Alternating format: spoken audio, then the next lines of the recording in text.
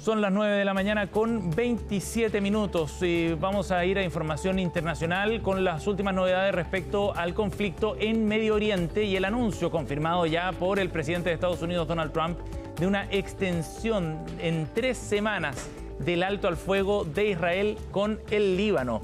Eso ya ha sido confirmado entonces y ratificado por el presidente de los Estados Unidos y ha generado, por supuesto, un reimpulso, quizás podríamos decirlo así, a las expectativas sobre las negociaciones de paz que se están llevando adelante en torno a este conflicto. Giselle Guerra ya está con nosotros aquí en el estudio. ¿Cómo estás, Giselle? ¿Cómo estás, Seba? Sí, 3 semanas que se logra avanzar después de diálogos concretados durante el día de ayer en la Casa Blanca, con la presencia, por cierto, de los embajadores de estos dos países en un diálogo de alto nivel.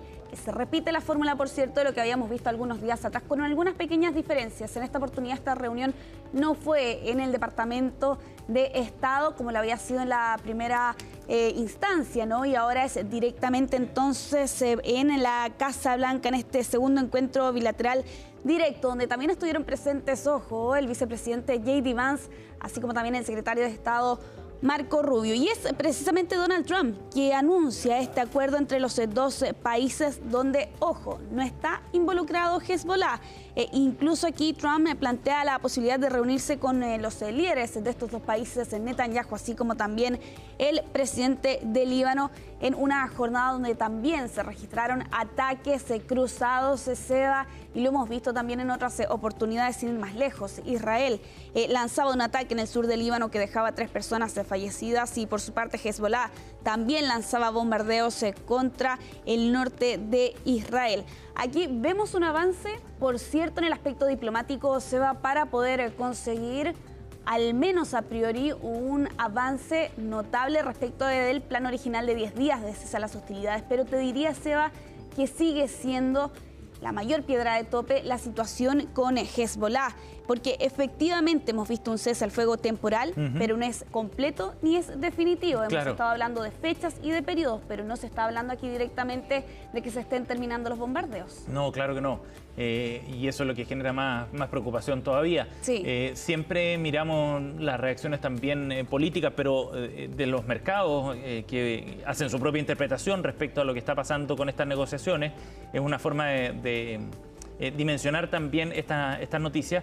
Y en el caso del petróleo, que ha sido el termómetro natural para medir este conflicto en esta dimensión al menos, está subiendo a esta hora de la mañana, lo que habla también probablemente de las preocupaciones que hay porque estas conversaciones se extiendan por más tiempo y de la incertidumbre al final que genera todavía. Claro, y te diría incluso también del escepticismo, hasta qué punto finalmente este tipo de aspectos diplomáticos se pueden concretar a largo plazo. Hay que tener en cuenta algunos factores, Seba. En rigor, aún hay ataques porque el texto actual permite a Israel continuar atacando al Líbano debido a supuestas amenazas a la seguridad. De hecho, lo que hemos visto, por cierto, durante esta jornada son algunos ataques aéreos, ¿no?, donde apuntan y responsabilizan a Hezbollah. Y Hezbollah también dice lanzar estos ataques en represalia a estos mismos bombardeos por parte de Israel. Todavía hay una presencia israelí, sin ir más lejos, en Líbano aproximadamente. Siguen ocupando el 5% del territorio. No hay un calendario para su salida y con el objetivo, por cierto, que ha planteado Israel, ¿no?, la de crear esta zona de seguridad. ¿Qué detiene entonces? Aquí, Seba, se estarán preguntando también quienes nos escuchan a esta hora a poder concretar algo mucho más sustancial o al menos más duradero. Algunos analistas plantean que la piedra de tope sería el arsenal de Hezbollah, porque el Líbano, hay que tener en cuenta, no representa a Hezbollah en estas declaraciones y en estos diálogos, ¿no? Claro. Y precisamente por esa misma razón también no se puede comprometer a un desarme de Hezbollah, que es sin duda una de las principales exigencias que plantea Israel en estos diálogos. Y es un buen punto, porque al final, claro, Hezbollah es una fuerza paralela, digamos, ¿no?, al mismo Estado Líbano. Tal es el tamaño que tiene y la fuerza dentro del Líbano, por lo tanto es un buen punto. No se puede garantizar, digamos, el éxito de estas conversaciones si es que no se involucra finalmente de alguna forma a Hezbollah, ya sea a través de Irán o directamente con el grupo. Claro, otra de las opciones podría ser quizás, ¿no?, que el ejército libanés fuerce a Hezbollah a reducir, por cierto, su presencia en la zona, pero claro, allí sería entrar en una especie de proyección que al menos hasta este momento no ha sido abordado, por cierto, de parte de los diferentes analistas en medio de este conflicto que, ojo, deja a 2.500 personas fallecidas hasta este momento, y una de las muertes más reconocidas durante esta semana fue la de una periodista que murió atrapada bajo los escombros cuando estaba llevando a cabo, por cierto, su reporte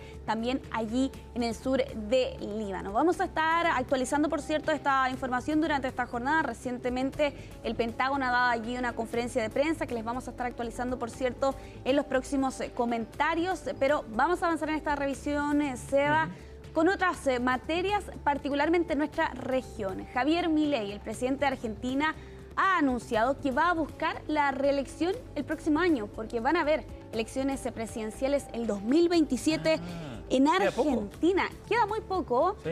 Algunos podrían decir que queda bastante, pero independiente de eso, ya pareciera que se avisora allí el calendario electoral al otro lado de la cordillera. Y estas declaraciones, Seba, las dio en el canal digital Neura, donde planteaba aquí el trasandino que va a buscar mantenerse en el poder en las elecciones del próximo año. ¿Qué dicen las encuestas? Se estarán preguntando ustedes respecto de si es que efectivamente hay opciones o no aquí para el presidente trasandino. Bueno, lo cierto es que ha crecido la opinión negativa a su figura y también a la gestión del gobierno. Hace 3 semanas atrás, por ejemplo, la encuesta de Atlas Intel, la brasileña, planteaba que hay un 61% de desaprobación de Milei. En este sondeo en específico, este ya es un aumento por tercer mes consecutivo, y en el caso, por lo demás, de la desaprobación del gobierno, alcanza un 57% y ya es un aumento por segundo mes consecutivo. Hoy más temprano los medios trasandinos también publicaban otros sondeos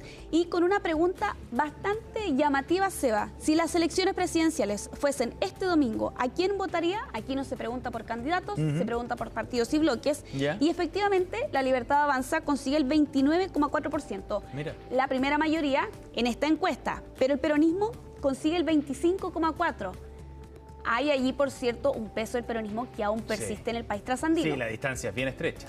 Pero ojo con el siguiente porcentaje, 31% que está englobado en blanco nulo, no iría a votar o no lo tiene claro, que es un 17,4%, y allí es precisamente ese factor de un tercio prácticamente de los consultados en este sondeo que apuntan a algunos analistas. Allí tanto desde el peronismo como la Libertad Avanza, que es el partido de Javier Milei, tendrían que apostar, por cierto, de aquí en más de cara a las elecciones del próximo año. Claro.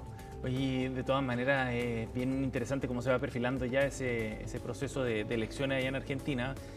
Si bien en la última legislativa le fue bien al partido oficialista, esta es una elección distinta completamente. Lo que se somete a prueba no solo el liderazgo y la personalidad de Javier Milei con todas sus características, sino el proyecto político al final que está planteando. Y las medidas también, sí, exactamente, y las medidas económicas que también ha apostado por lo demás el gobierno trasandino, muy costosas, que algunos analistas explican responderían precisamente a esta desaprobación del 61% al menos que plantean algunos sondeos. También en la actividad económica, ¿no?, que ha tenido el país trasandino, y más recientemente un escándalo que golpea al jefe del gabinete de ministros. Estamos hablando de Manuel Adorni, y esto porque está siendo investigado por enriquecimiento ilícito por una serie de compras de viajes que habría realizado una de las principales figuras al interior de la Casa Rosada.